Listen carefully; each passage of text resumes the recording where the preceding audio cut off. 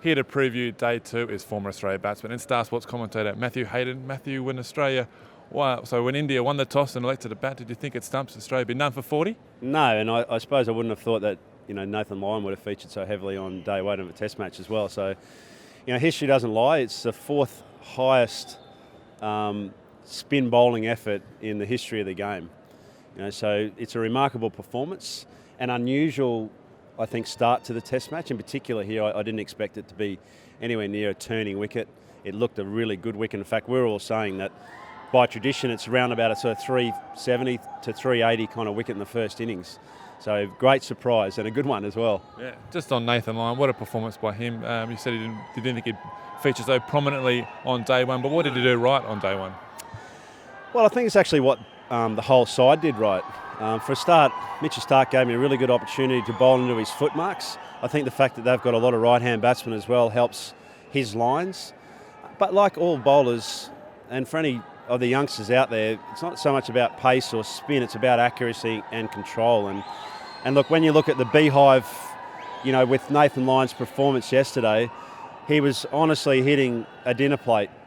So that sort of control and that sort of excellence over a long spell is really significant. Okay, you got Virat Kohli out for just 12 shoulder arms for the second time in a row. Do you think the Aussies are in his head a little bit, Matt? Yeah, I do. I think it's been a pretty long summer for India so far. Their board has asked them to play a lot of cricket. And I think once you get behind the momentum of the game as well, it's often hard to claw back. I'm not saying that they can't claw back. I mean, we're gloating at the moment. It's none for 40 overnight at the start of the day. But they're very optimistic, and they should be, because this wicket's a very challenging one to bat on.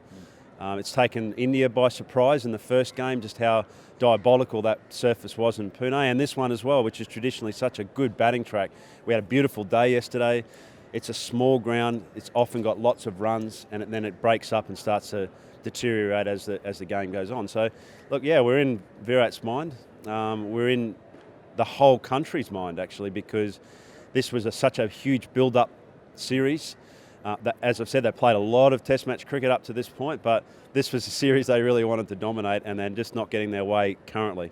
Okay, Australia none for 40. Who's going to be the key man for the Aussies on day 2? This partnership's key, really, I think. Both Matty and Davey Warner in the first Test set the tone with a really good opening partnership over 80. So, they're halfway through that. I'd like to see them, none for 80, none for 100 would be fantastic.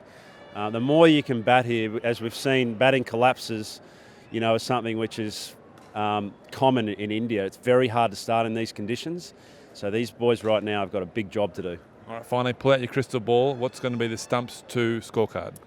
I think Australia are going to dominate the day's play. I'd be surprised if they don't sort of work their way around that sort of 260 mark through the day. I don't think it's going to be a 300-plus day unless, India really fall over in a heap. But big batting day, hard.